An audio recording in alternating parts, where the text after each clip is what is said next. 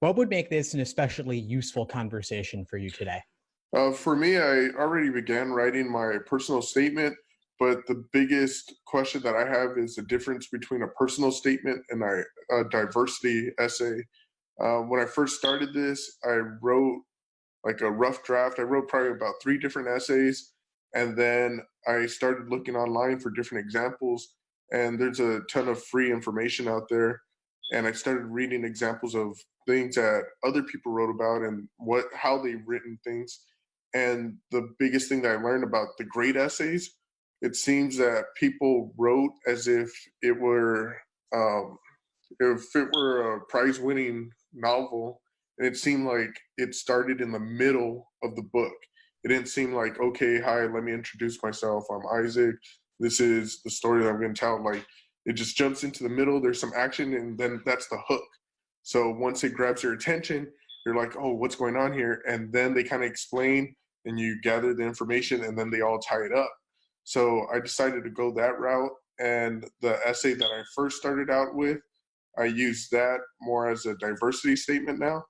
And then the personal statement that I started with, or that I changed over to, I decided to go with one story of how I was recently shot. And I ended up going to the hospital for that. And I was actually attending an unaccredited law school, and I dropped out, and now I'm looking to go into an accredited law school now that I know the difference between the two. And I learned a lot about myself just from that experience, having to learn how to walk again. And I just kind of talked about that whole situation because um, I survived the Vegas shooting, and then I wasn't at the concert. I was in Vegas though, and that was a whole different story. And then after a month later, I ended up getting shot hanging out with my friends, and one of my friends passed away. And that whole adversity that I had to overcome through, I think that's a great story to talk about. So the way I wrote the story, it starts off with me already being shot, but I don't talk about me being shot. I just talk about the things that I was doing. I was trying to drive myself to the hospital. And then, in the middle of the story, I talk about how, I was bleeding because I'd just been shot. So then once I caught your attention talking about there's blood and there's a phone call and all this, I bring it together by mentioning that I was shot. And then I wrap it up by saying, I know there's a ton of things that I won't know about that I'm going to have to overcome. There's a bunch of adversity challenges that people face when they're in law school. And I don't know what those challenges will be, but at the end of the day, I learned how to teach myself how to walk again with the help of doctors, going to physical therapy. And at the end of it all, it's like what's difficult for one person isn't difficult for another. But I know that it was extremely difficult for me to overcome the challenges that I faced. I think that's going to make me a great law student because I don't know what difficulties I'm going to overcome, but I know that I could overcome any difficulty after learning that. Certainly, Isaac. Wow, that's an incredible story. And it sounds like you've been through a lot of incredibly difficult, harrowing experiences, and my condolences as well on the loss of your friend. I think that you have gone through a lot of different things, and many of them could make for great personal statements or diversity statements. To circle back to your initial question about what is the difference between personal statement and diversity statement, there isn't necessarily a huge one, except for perhaps the length. A personal statement may be slightly longer, of course.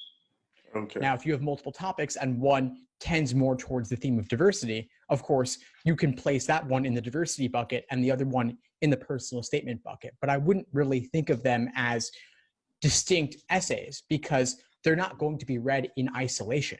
Rather, they are different component parts of a complete law school application. So I would pick one area for each statement and go deeper on it. You're right that personal statements or diversity statements, these are personal pieces of writing. And because you have such limited space, you do need a hook. Some novels start with hooks as well, but this is not a resume. This is not a chronology from start to end. You do, of course, want to grab their attention with that hook, and then perhaps take a little bit of time to zoom out and talk about the bigger picture, and of course, answer the question, of why law school. Now, you've mentioned several different things. You could pick any of them to make personal statement topics or diversity statement topics. What I would encourage you to do, though, is not try to explain everything in each statement. There will inevitably be some things that are left out of your application altogether. Some of them might be covered in the resume, but some might not be. And so when you were describing the different experiences that you've had, I know you were just telling me your background, but I wouldn't want that to be how a statement read, because then you run the risk of a laundry list, simply listing everything that happened from start to finish. Some details will be left out. I think the idea of getting shot, that is, of course, a unique experience. And if you said that it was not in the statement, I might think about including that in some way, because that does speak to the gravity of the situation that you underwent. How does that strike you? Oh yeah, no, I do mention it, but I mention it more in the middle of the probably the second paragraph or third paragraph, somewhere along there. And that's exactly where I was going with, because my diversity statement just seems like it's a laundry list, where my personal statement, it just seems like it's dead on right now. I really haven't shown it to anybody. I had one person read through, and then there was just some minor changes that they mentioned, so I made those corrections. But other than that, it's more like the diversity statement right now seems to be where it's like not coherent, and my personal statement just seems to be on point. But yeah, there was a lot of details that I left out, just because it's limited to 2 pages, double spaced. And when I wrote it, well, I mean, there's a few schools that will take 3 pages, but I feel like less is more in this situation. So I just try to keep it as concise as possible. So I think I'm really close to being there on the personal statement. And then the diversity statement, that's where it's like, okay, what makes me diverse? I feel that there's like 20 different things that makes me unique. And it's like, how do I explain all of this in 2 pages without rambling on?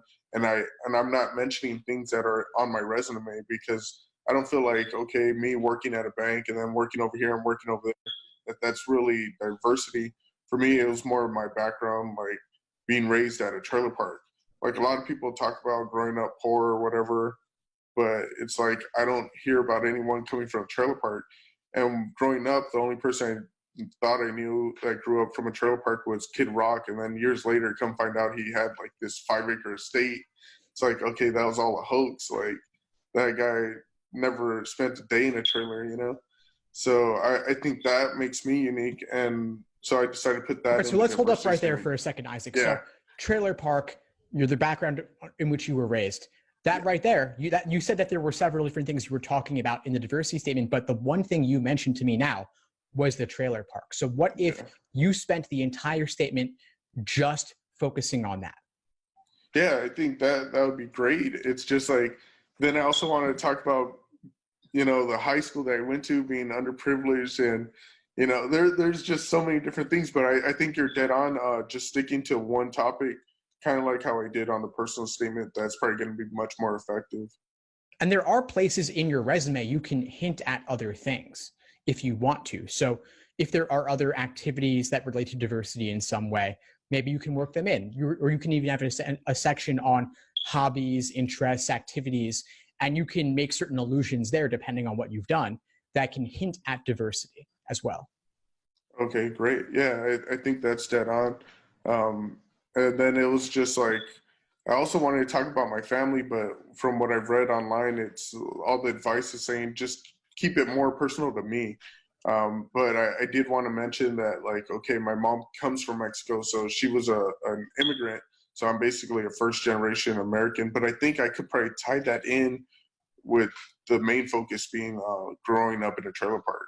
You can in one phrase, first generation. If you just say that, that contains a lot of information. And you can mention your mom in passing, because you're growing up in the trailer park inevitably raises the topic of your background and your family. So there is space to mention them in passing, but as you said, the focus should be on you. Definitely, that sounds great. I think that's a huge benefit, just knowing that. Excellent. So how many words is the diversity statement right now? Let's see. Or for the diversity statement, I'm not sure. I should be able to. I have it up here. Let me pull it up. Well, just ballpark. Is it 300 words, 500 words, 1,000? I would say probably 700 words or so. It's 2 pages, double space. Okay. Size 12 font, Times New Roman. Great. All right. So I would suggest doubling that and then Okay. cutting it down again. Right. Yeah, that's what I Every did with piece is the jam-packed. Awesome. yeah with the personal statement. I started off with 5 pages, and it was just a horrible mess. I cut it down to 3. It seemed pretty solid, and then now it's down to 2. And that took about 2 months to write the personal statement that way. So I still have time for the diversity statement. And that's why we're getting down to the February 1st deadline for a lot of the schools in California. So that's why I figured I needed the help right now. Fantastic. Well, it sounds like you've got a bit of a direction on which to go here. Mm-hmm. So I would encourage you just keep revising, keep editing, print it out, and make markings by hand if you can. That adds a certain seriousness to it and makes it a little bit easier to make those edits sometimes. Oh, you might experiment with that. Yeah, definitely. Well, it's been great connecting with you, Isaac. Before we sign off, what would you say is the biggest insight you got from our call today? Well, the biggest insight was to keep it about myself, and I could also mention things in passing where it's going to be jam-packed with information, so I don't have to directly talk about it. I could talk about the information, different things about my diversity in passing, and that the diversity statement shouldn't be a laundry list, and it should be just focused on myself mainly, and all the other key components are just going to be tied in together just by the sentences I'm going to use and the phrases that I put in there. Awesome. Well, I'm looking forward to seeing what you come up with. Please send it over when you're done and keep in touch. Let me know if I can help in any way as you move forward. All right. I appreciate your help, Steve. Thanks for tuning into the show. Please subscribe if you haven't done so already to be notified of new episodes as I release them. And feel free to reach out if you need anything at all as you move forward with your prep. I'm happy to help however I can. In the meantime, I wish you all the best and take care.